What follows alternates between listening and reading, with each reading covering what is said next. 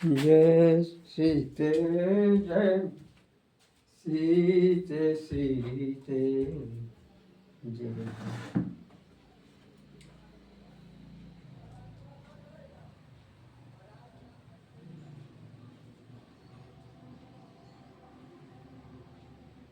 जय श्री सीते। अनुष्ठान का आश्चर्यजनक प्रभाव शीर्षक से मैं आपके सामने एक आलेख सुना रहा हूँ। अनुभव प्राप्त। करीब 12-13 वर्ष की अवस्था में मुझे एक बुरी कुटेव हो गई थी। इस आदत के फलस्वरूप कई प्रकार के अवांछनीय रोग मेरे शरीर में उत्पन्न हो गए। इतने पर मैं कुछ कुटेव को न छोड़ सका। जैसे अपने रोगों की बात लज्जावश किसी से कही नहीं और न उसका कोई इलाज ही किया।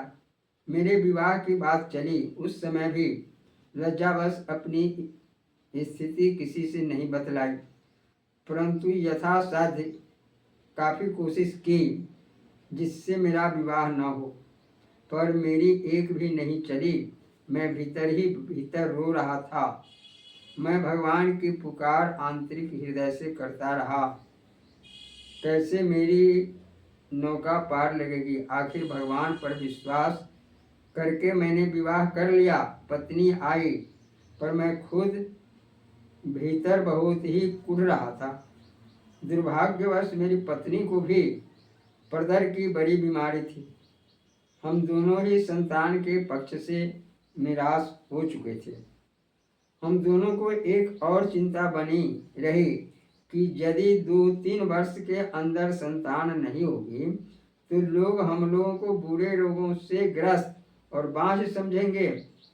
संयोगवश एक बार कल्याण के विशेषांक में षष्ठी देवी स्तोत्र तथा राम रक्षा स्तोत्र की महिमा पढ़ने का अवसर मिला। डूबते को तिनके का सहारा मिला। षष्ठी स्तोत्र तथा राम रक्षा स्तोत्र की निम्न पंक्तियों के पढ़ने से मुझे पूर्ण विश्वास हो गया कि यदि नियमित पाठ किया जाए तो निश्चय ही संतान होगी। षष्ठी देवी के स्तोत्र में कहा गया है कि षष्ठी स्तोत्र मिदं ब्रह्मण यः शृणोति च वत्सरम अपुत्रो लभते पुत्रम वरम सुचिर जीवनम। और राम रक्षा स्तोत्र में अतो राम बलो पेताम रक्षाम यः सुकृति पठेत स चिरायु सुखी पुत्री विजयी विनयी भवे। पूर्ण विश्वास के साथ मैंने दोनों स्तोत्रों का पाठ शुरू किया। जिस समय स्तोत्र पाठ शुरू किया उस समय हम दोनों पति पत्नी में पूर्ववत रोग वर्तमान था, परंतु मर्यादा पुरुषोत्तम भगवान श्री राघवेंद्र और भगवती श्री षष्ठी माता के प्रति पूर्ण विश्वास कर हम लोगों ने पाठ करना जारी रखा। दुख में भगवान ही सहायता करते हैं। स्तोत्र का पाठ करते करते केवल 6 मास बीते होंगे कि मेरी पत्नी में गर्भ के लक्षण दिखलाई दिए। भगवान राघवेंद्र और षष्ठी माता की असीम अनुकंपा से हमें संतान का मुख देखने का सुअवसर मिला, जिसके लिए हम दोनों सर्वथा निराश हो चुके थे।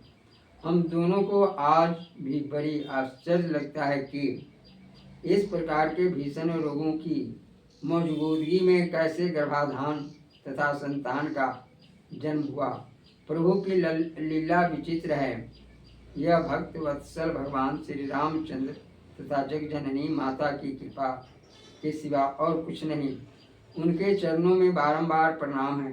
अंत में मेरा निवेदन है कि यदि कोई महानुभाव किसी कारणवश संतान न होने से निराश हों तो वे भगवान श्री राम तथा षष्ठी माता पर पूर्ण विश्वास रखते हुए राम रक्षा स्तोत्र तथा षष्ठी स्तोत्र का पाठ नियमित रूप से अवश्य आरंभ कर दें।